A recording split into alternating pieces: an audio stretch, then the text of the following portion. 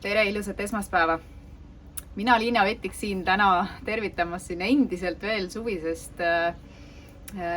terrassilt ja täna ma tahan rääkida sellel teemal, et miks elu juhtub meie jaoks.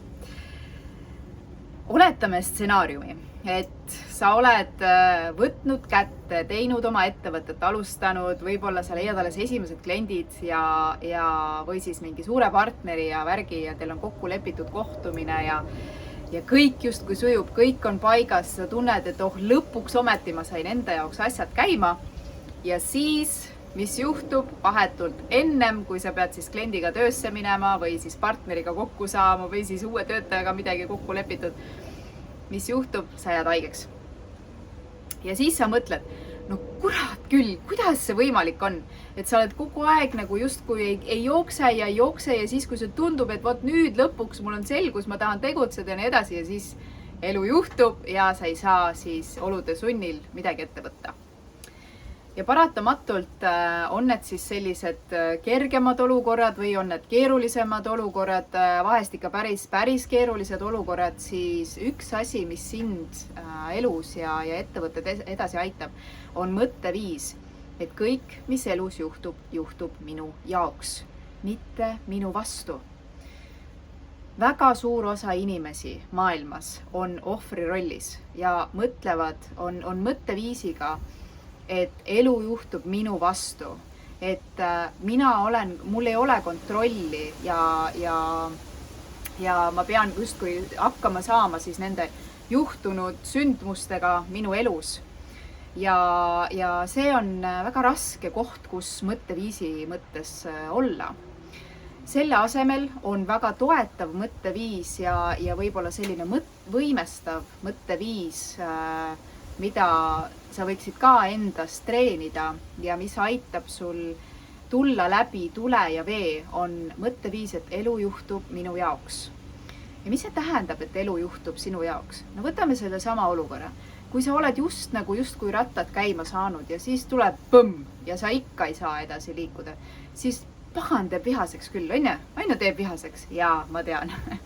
Ma tean ja mõni olukord teeb väga kurvaks. Ma olen ka olnud selles olukorras. Sa mõtled, mul oli vaid aastaid tagasi, just oli kokku lepitud partneriga, me olime lepingut sõlmimas, et arendada välja üks tööriist, millega ma siis ennem tegutsesin ja kõik nagu justkui sujus, meil oli väga hea klapp ja väga hea ja järsku, kui me olime lepingut sõlmimas, siis minu tollel hetkel 3-aastane tütar sai insuldi.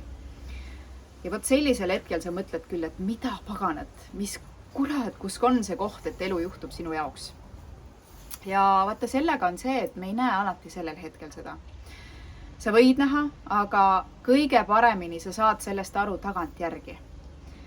Täna, jah, loomulikult ma ei valiks seda teed uuesti, kui ma teaksin, aga ma ei tahaks, ühesõnaga seda uuesti võib-olla kogeda.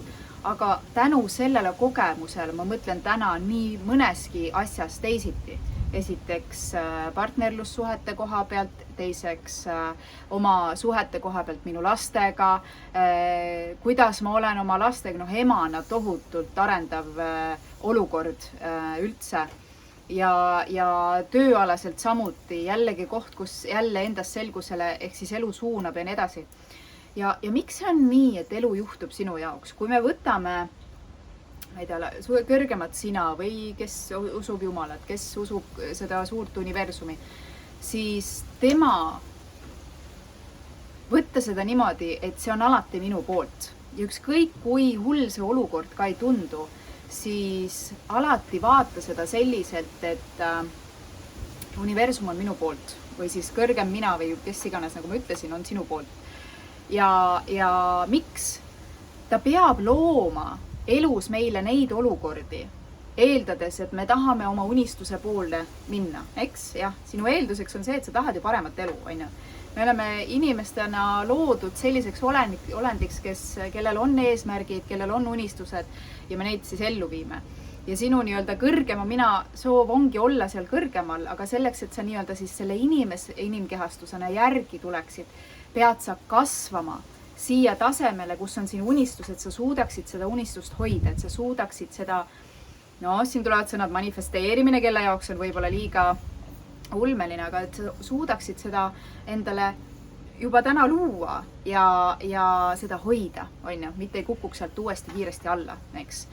Ja selleks on vaja sul kasvada, aga selleks, et sa saaksid kasvada, see ei ole mitte, et ma pean teadma seda või ma pean teadma seda, vaid sa pead kasvama oma enesekindluselt, iseenda, just kuidas oma emotsioonidega toime tulla erinevates olukordades ja nii edasi. Ja võt just selle jaoks elu juhtubki sinu jaoks. Ta peab juhtuma, sest see olukord peab tooma välja sulle need emotsioonid, mida sa pead siis endas tervendama, need olukorrad, need kohad, mida sa pead endas tervendama selleks, et sa saaksid olla enesekindlam, et sa tunneksid ennast piisavana, et sa oleksid ennast väärtustavamate, et sa tegutseksid ennast väärtustavamalt, on ju, ja et hoida seda, mida sa siis tahad saada.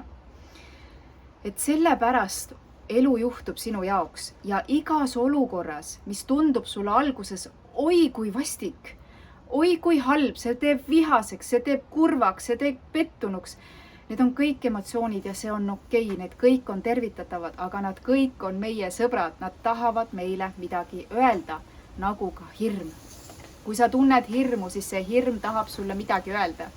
Teda ei ole päriselt olemas, aga see on emotsioon, mis tahab sulle midagi öelda, mis sul on vaja enda sees ära tervendada, et sa saaksid edasi minna.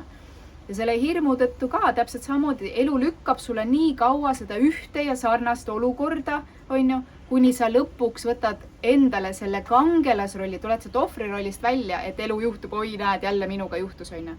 Aga see juhtubki korduvalt, kuni sa lõpuks võtad selle vastutuse, selle kangelasrolli, et elu juhtub minu jaoks ja võtad sellest olukorrast selle, mida sa pidid sealt välja võtma. Ja siis sa oled valmis edasi liikuma ja siis sa lähed siia kõrgemale tasemele, ops, üks samm lähemale, kuni sa ühel hetkel avastad, et see, mida ma endale tahtsin, see on minu jaoks täna reaalsus, on ju. See on teekond, nagu ma rääkisin eelmise nädala videos. Ettevõtlus on teekond ja võta vastu need olukorrad sellepärast, et see on see kõige suurem väärtus, mis sa sellest ettevõtlusteekonnast saad, milliseks vägevaks, teadlikuks ja enesekindlaks inimeseks ka sina kasvad. Ma soovin sulle edukat ja vaatasin need olukorrad üle, eks, mis sulle elu parasjagu näidata tahab, kus on need nii-öelda valukohad, mis vajavad tervendamist ja tegele nendega. Ja kui sa veel ei tea, kuidas seda teha, siis tule küsi abi ja võib-olla sa saad juba sellel nädalal toimuvast enesekindluse väljakutsest, kuidas käia südameteed. Võib-olla saad sealt juba häid mõtteid ja selle lingi veel sinna väljakutsele, mis algab juba täna. Vaata, siit video juurest leiad selle lingi samuti. Veel kord mõnusat alanud nädalat ja me kohtume sinuga jälle uuel nädalal uute mõtetega. Tšau, tšau!